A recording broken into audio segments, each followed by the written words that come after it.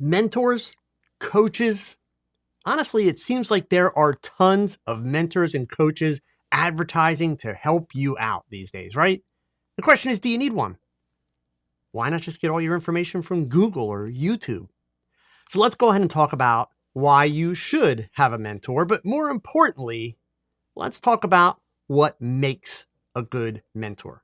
And before we dive in, I'm proud to say that this episode of The Last Frame is sponsored by Imaging USA 2022, which is hosted by Professional Photographers of America.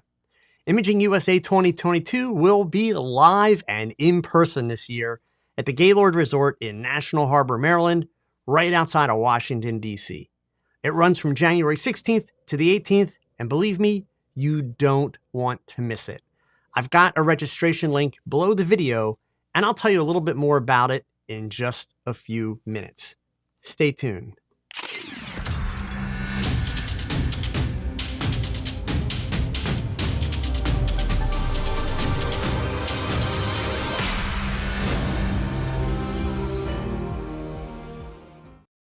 Hey gang, I am Joe Edelman, and this is The Last Frame, the only live show with a focus on the hows and whys behind making consistently great photographs.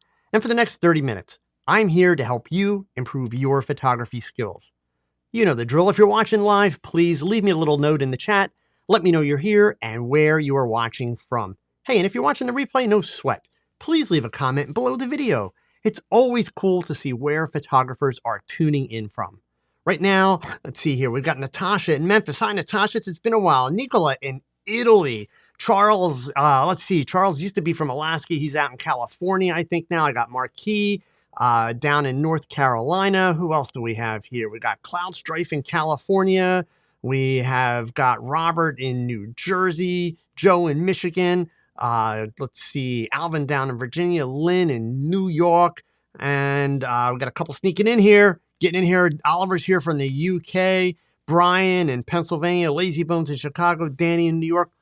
All of you, thank you so much for being here. You're all part of a growing global community of photographers in over 100 countries who tune in to watch The Last Frame. You know, it would help a lot more people find out about The Last Frame. Just do me a solid, hit that thumbs up down there below the video so that YouTube will recommend the show to other photographers. And of course, while you're down there, feel free to hit that share button. Let your photography friends know that we are streaming live on YouTube right now. Twitter, Facebook, they're the fastest way to get the word out. And if you're a member of any photography clubs or groups, please let them know about The Last Frame. Don't keep it all to yourself. Photography, it's not a competition. It is a passion to be shared. So our topic for this episode, the question is, do you have a photography mentor or coach? And probably more importantly, what makes a great mentor or coach? So right up front, full disclosure, I have a mentoring program, but this video is not about my program. I'm not going to sell you anything. In fact, if you're interested in my services, you're going to have to go read it for yourself. There's a link below the video. You can go ahead and schedule a 15-minute free video consultation if you have any questions. But I am not going to tell you about my program. I'm not going to sell you on my program. I want to talk to you about the importance of mentoring. And my goal tonight is to help you understand the value of having a mentor or a coach, to help you understand what you're missing out on if you don't, and more importantly, also to help you set realistic expectations in terms of making sure that if you do have such a relationship, that you get real value from it. You know, I've had a couple people say to me that they don't have mentors because they can't afford one, which, considering how much photographers spend on gear, I would suggest that their priorities may be off, but, you know, who am I to say, right? I can share that I have had several mentors in my career, and I've yet to pay a dime for a mentor, ever. So let's just get some definitions going here, right? What exactly is a mentor or a coach as it applies to photographers? I mean, there is a difference. Let's be clear. You could have one person that kind of fills both roles for you, but they are two distinctively different roles. So first of all, a mentor is someone who has experience, real experience, not 3 years, not 5 years, not 10 years, real experience.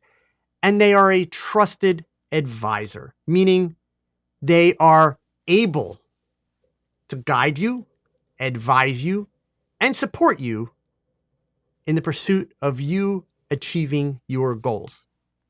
By contrast, a coach will be defined as a tutor who gives private or specialized training. The idea there being one-on-one. It's geared to you. It's not something that's canned, pre-made, and just handed out to a bunch of people. For the coach, the focus is on helping you to learn rather than just teaching you. Because honestly, that's not going to help you. All right, now I want you to consider those two things for a moment. I mentioned at the top of the show that this episode is sponsored by Imaging USA 2022. So look, if you haven't registered to attend, now is the time. You guys know that I talk about this show every year. It's the end of the year, the holidays are on top of us, and everybody's busy. So don't miss out on this incredible learning opportunity that is just over a month away. Imaging USA 2022 will take place from January 16th through the 18th this year, with the pre-con classes starting on January 13th. But the main event is the 16th to the 18th. And yes, it's going to be live and in person at the Gaylord National Resort and Convention Center in National Harbor, Maryland, right outside of Washington, D.C. So just in case you've never heard me talk about it before, Imaging USA is the world's largest and oldest photography conference and expo. From start to finish, you get everything in one registration fee. The opening and closing keynote speakers. There are more than 80 speakers presenting from all across the photography community that are teaching over 100 educational sessions, including the pre-conference classes, which I'll be doing one of those, all to help you improve your business and your technical skills. And there's the Imaging USA Expo with all the new and best loved photography products from all of your favorite manufacturers. You can attend all 3 days of the trade show and attend the talks and the presentations for just $99. And here's a little tip. If you're a new member of PPA, or if you go ahead and join now, you can attend Imaging USA 2022 for free. It's been a long-standing benefit with Professional Photographers of America. Your first Imaging USA is on the house.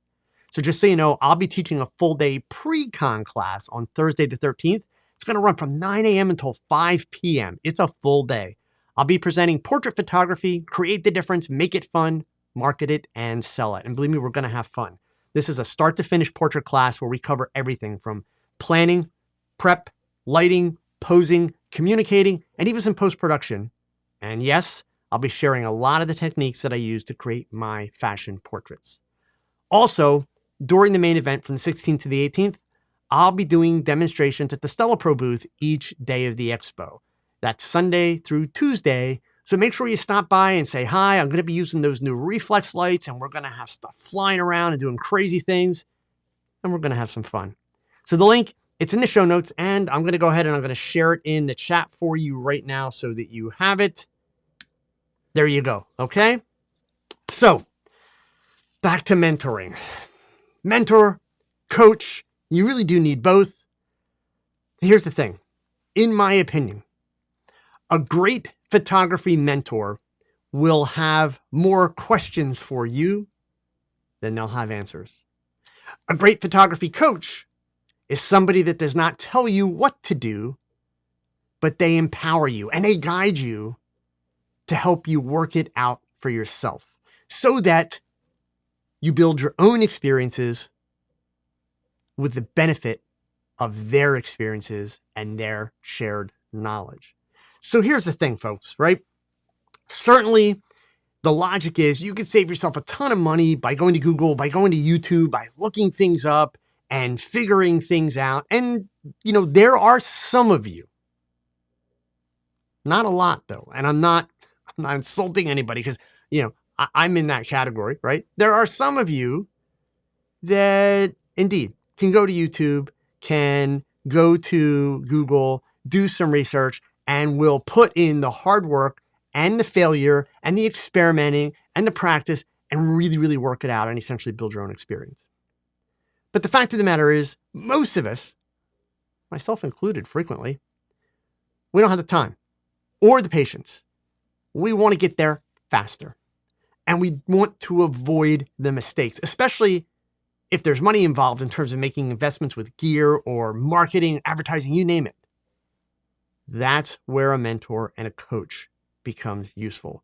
Because here's the thing that you have to understand about YouTube. And gang, look, I'm talking to you on YouTube. I'm not dissing YouTube. I'm not dissing any YouTubers. But here's what you have to understand. When you watch a YouTube video, that YouTube video was not made for you, comma, insert your name at the end of the sentence. That YouTube video was made by that YouTuber sharing their experience through their eyes, through their knowledge base, through their experience. So let's break that down, right? And this is not a diss on YouTubers. These people work very hard at these videos and they share great information. But where it all kind of goes sideways in terms of how that helps you, number one is you. If you don't go out after you watch that video and pick up a camera and turn on your lights and actually try to learn what you just saw in the video, that video did you no good at all. I'm sorry, that's a fact. That's not an opinion. That's how humans learn. Secondly, many of those YouTubers don't actually have a lot of experience. Experience is not the same as talent, right? Many of those YouTubers are insanely talented. I'm jealous of some of them for their talent. My God. But that doesn't mean they have a lot of experience. That doesn't mean they're in a position to necessarily guide you through what you are trying to accomplish. Because at no point in those videos, and by the way, let me be clear, go back to the videos that I used to make. Same thing, right? So again, I'm not dissing anybody. I'm saying, look, let's be realistic about what you're getting when you get this information online. You are getting essentially generic lessons that you may be able to pull some information from. You may be able to find some nuggets that indeed help you. But they help you at a very slow pace and they help you without context. The context being, what are you, insert name here, trying to accomplish as a photographer? So it doesn't matter if it's for fun or for profit. But whatever your goal is, those videos are not made with your goal in mind. So this is where you really draw benefit from having a mentor and a coach. And not just any mentor or coach, because they're not interchangeable. There's very much a relationship element to the process. And it's important that you consider that. So that being said, the next question that I frequently get is, how do you know if a person's the right mentor for you? How do you know if you can learn from that person? And if they're really going to give a damn about you and what you're trying to accomplish? Well, step one is, remember what I said a little bit earlier, okay? It is not the mentor or the coach's job to teach you. It is their job to guide you to your goals. You are the catalyst. You are the one that has to put in the hard work. As a mentor, I am not going to take somebody step by step and say, now go learn this, now go learn this, now go learn it. No, that's not my job. Mentoring, coaching is not a classroom where you have a syllabus and where you have a lesson plan. That's not what this is. You, the mentee, you create that based on need, based on what you want to do, based on where you're trying to get to. So the way that you determine if a person is a good fit for you, there's a couple really simple things. Number one, if you're looking at somebody that you found online, and by the way, I'm going to tell you how to find mentors for free. Okay. But if you're looking at joining a program that you find online, like mine, a couple things you want to look at very simply. Number one, what does the program consist of? Is the program simply a matter of having a bunch of kind of pre-canned classes that this mentor has made or this coach has made that are not available to the general public, that you only get access to if you join the program, etc.? I'll tell you right out of the box, every one of those programs are a waste. Why? I know that's like really mean, Joe, but it's a fact because those videos, again, were not made for you, comma, insert name. They were made from that person's perspective outward, just thinking, okay, if you want to be good at photography, you've got to learn all these things. You may know some of it, and you don't necessarily have to learn all of it. That's not the key. So there's no personalization. Additionally, the most important thing that I think you should be looking for overall when you're looking at a mentoring program that you're going to pay for is how much direct one-on-one interaction do you get with that mentor? I don't care if it's by Zoom. I don't care if it's by phone. I don't care if it's by text messaging, but how much one-on-one interaction is available for you in that program? If there's little to no interaction, then again, it's still not a personalized program. It's still not a program that you can truly benefit from. If your mentor is going to be available for you, if your mentor is going to answer your questions, guide you, and if your mentor is indeed always going to ask you more questions than they give you answers, then yes, that's a program that is going to guide you and teach you to learn. And that's the key phrase here, teach you to learn, not to teach you. That's not the mentor's job, period.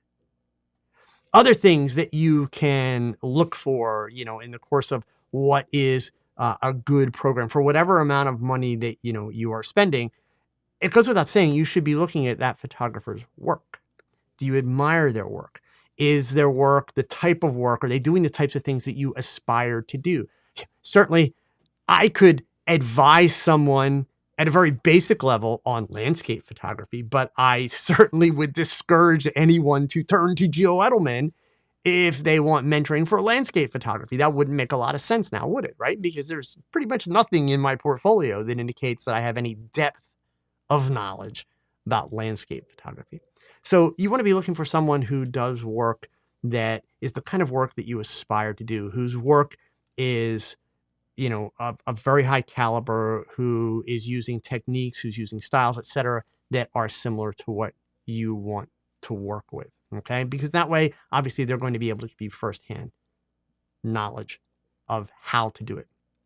So those are the basic things if you are finding somebody online, finding a program online, and there's tons of them, right? Some of them are outrageously expensive. Some of them are really very, very affordable. Hint, hint. But they are. Now, what about finding one that you don't pay for? In today's world, that's maybe a little bit harder, but it's not out of the realm of possibility. And it's all about how you approach it. So right out of the box, understand that the way you're going to find somebody that's not online, that you're actually going to have essentially a personal relationship with, we're talking about somebody that's local, right? So if you live in California, reaching out to me and saying, hey, could you be my mentor? I'm going to point you directly to my mentoring program. Why wouldn't I? Because otherwise, what's the point? What's in it for me? And how effectively am I going to be able to help you if you're in California without just taking a lot of time away from my day? When I was a teenager, literally, I walked into photography studios and offered to sweep the floor, offered to help clean, offered to help assist with weddings. And when I say assist with weddings, I don't mean shoot. I mean lugging lighting and gear around. Basically asked to hang out so that I could watch and learn. I was lucky because I didn't have somebody guiding me and advising me. I was lucky that I stumbled onto some incredible mentors that way. And what made them incredible? It's very simple. They wouldn't allow me to be lazy. And I don't mean lazy in the sense of not working hard. I mean, they wouldn't allow me to be lazy by asking questions like, what can I do to make this better? Why did you put the light over there? Let's use that question. Why did you put the light over there? Or why did you use that modifier? Those are stupid questions. Why are they stupid questions? Because think about it. Some of you hopefully were a little bit insulted by that. They're stupid questions because they're lazy questions.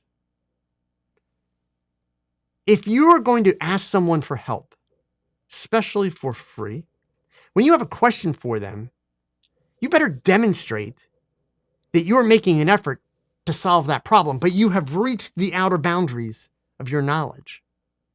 So the question should be,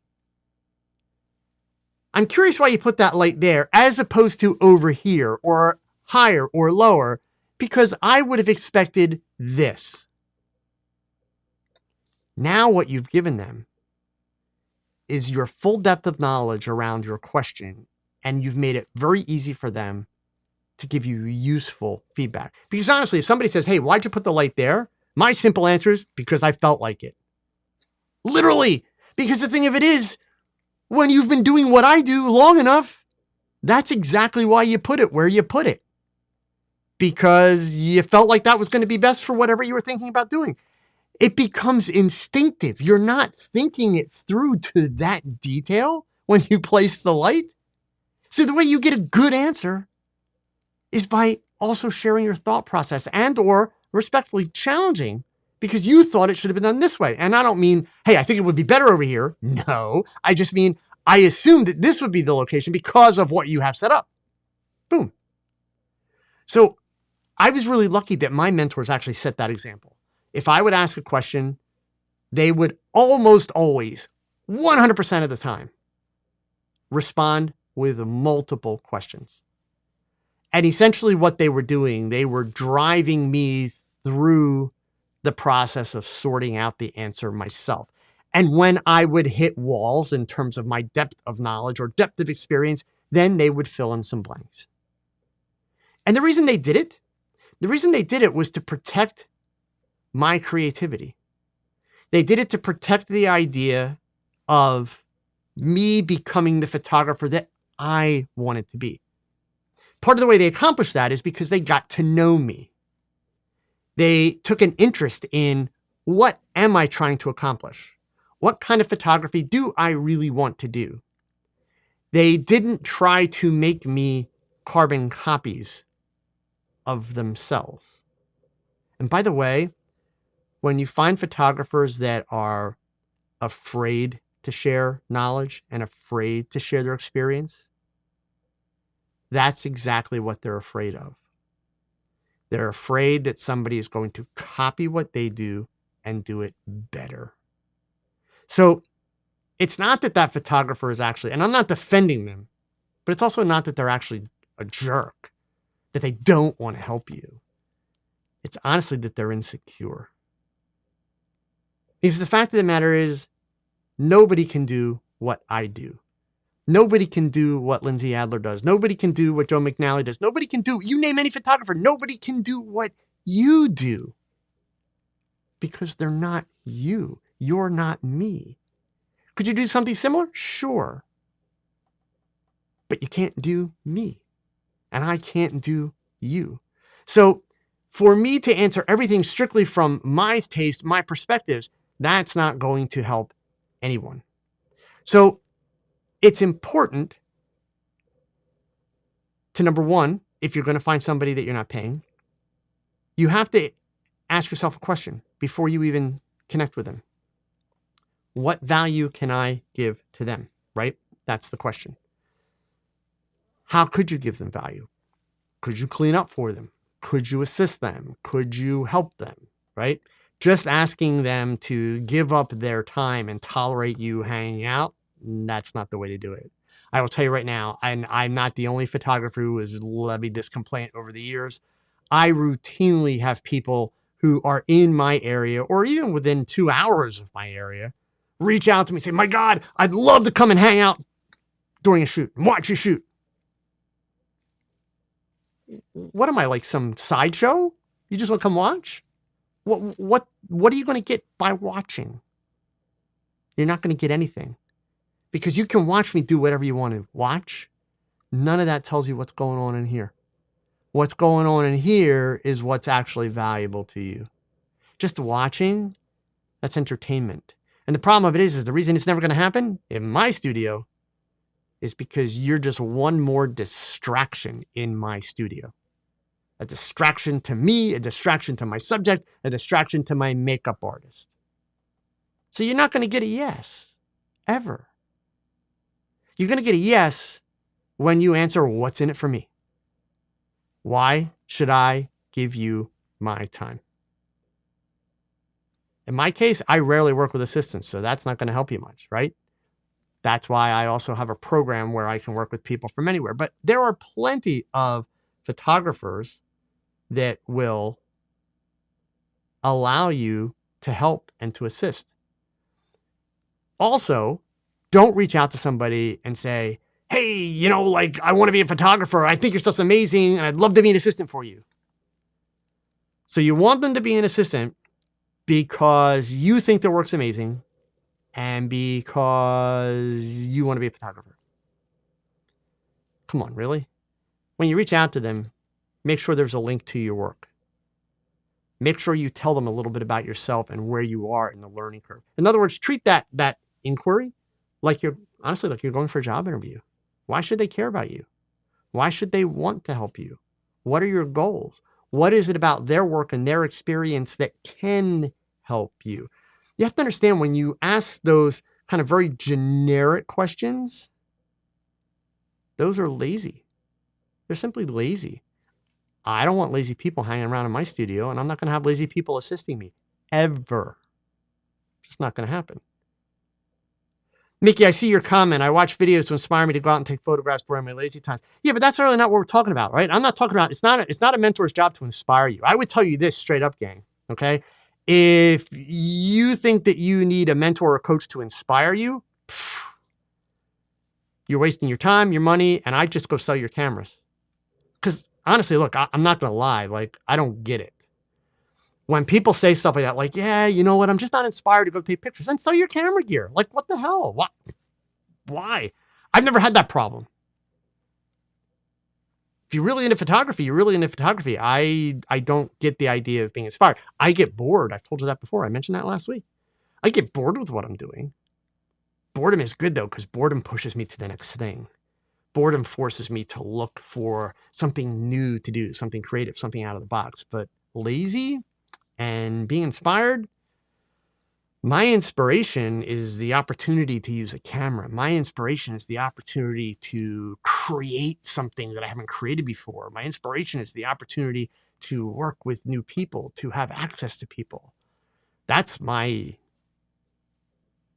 makes me not be lazy. So again, anyway, that's not what we're talking about here. We're talking about actually learning. Let's flip the script for a second, since we're out of time. What's the risk of not having a mentor? It's a big risk.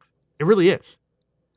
As I mentioned in the write-up, as I mentioned in the article that's on my website, as I mentioned actually in the beginning of this presentation, every successful photographer that I have ever known has had at least one mentor in his or her career. Every successful photographer. Having a mentor helps you to hold yourself accountable to your own goals. Having a mentor gives you access. Look, everything about photography you can learn in a book. You can learn it in a book and you can learn it really quick. And you're still not going to be good at photography because you haven't made all the mistakes. You haven't had enough experiences to really put that all together and turn it into something. That's what a mentor gives to you. It's the experience. It's the knowledge of what's to come next for you to guide you into making the right choices. Because in all due respect, gang, if you're watching YouTube, what are you being guided into doing? Buy more gear. Buy more gear, buy more gear. I need this modifier, I need that modifier, I need this lens, I need this new camera, I need this, I need that. That's what you're being done. And why? Look, I'm not dissing on any of the YouTubers, but remember, I used to do it too. It's because every piece of gear that they're using, they're getting paid to use it, or it's being given to them for free in exchange for them talking about it in a video. So yes, there's some education in there. And yes, they worked very hard to do those videos for you in good faith, but you got to understand what's really going on. It's not some big conspiracy theory. It's just the reality of it. It's up to you to be smart enough to make wise decisions based on that. There's great information on YouTube and Google, but that information is not guiding you. Because I can't tell you how many times, especially back when I used to do videos all the time, the tutorials, I can't tell you how many times, right here on this very show, in the early version of this one, it was called Talk Chat. I would have people come in and very respectfully type, "Hey, I love what you do, and I saw that video you did, and I think it was awesome, but I'm curious. I just watched a video from so-and-so, and they said the best way to do it is this way. What do you think about that, Joe?" I still get those questions. I get those questions all the time. And here's the thing. They're not wrong, and I'm not wrong. From my experience and my way of doing things, the information I gave is correct. From their experience and their way of doing things, the information they gave is correct. All of that is useless to you without the bigger picture and without you actually picking up a camera and trying it. So, once again, I encourage you sooner than later. In fact, very early on in the evening, somebody had a question, and I do have one question that's not related to mentors that I want to answer here tonight. But where was this question? Cloud Strife asked, at what point would you need a mentor? From the beginning or once you've learned all that you can on your own? Cloud Strife, that's an awesome question. And again, it's kind of the tipping point question. What should you be looking at as the tipping point to, when should I be paying attention to this, Joe? Because I know all of you that are listening are kind of at different, places in the process. I would suggest that the tipping point is when you become serious about your pursuit of improving your photography. Now, notice I chose those words very carefully. I didn't say when you decide to make money, when you decide to become professional, when you decide you want to win awards. I said it's at that point where you become serious at wanting to improve your photography. So let me also remind you, as I explained earlier, I've had multiple mentors throughout my career.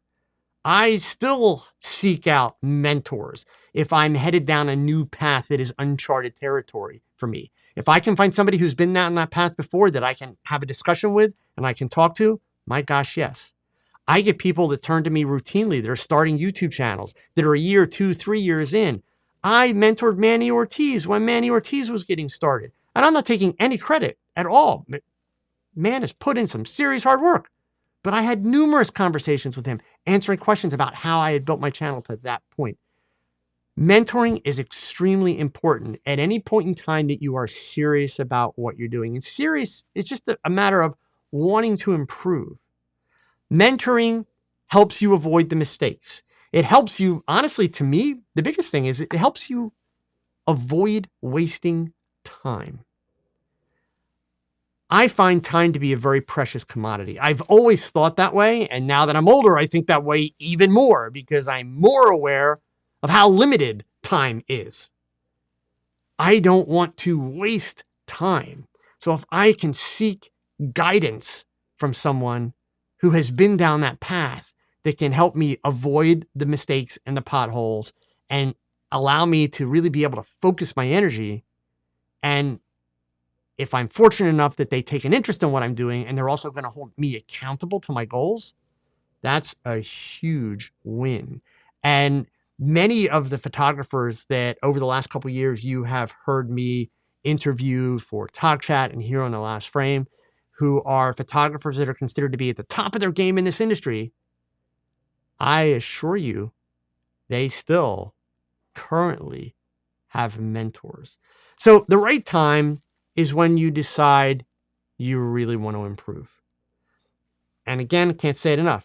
Understand that the mentor's job is not to teach you. The mentor's job is not to do the work. You have to do the work. Period. That will never change. There's no way around that, right?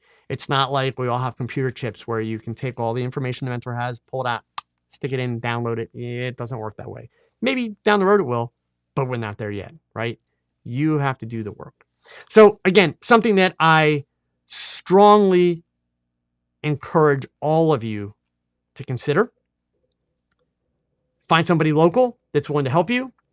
Find somebody online that has a program, again, that is going to give you personal attention. Okay. Nothing wrong with having, group events, but you need to have direct access to that person so that they are building a program around you. Okay. So give that some thought, folks. Have a great week. Whole bunch of stuff coming up. So make sure you check my education schedule on my website. I have the information for Imaging USA, the pre-con, the presentation times for the Stella Pro booth demos at Imaging.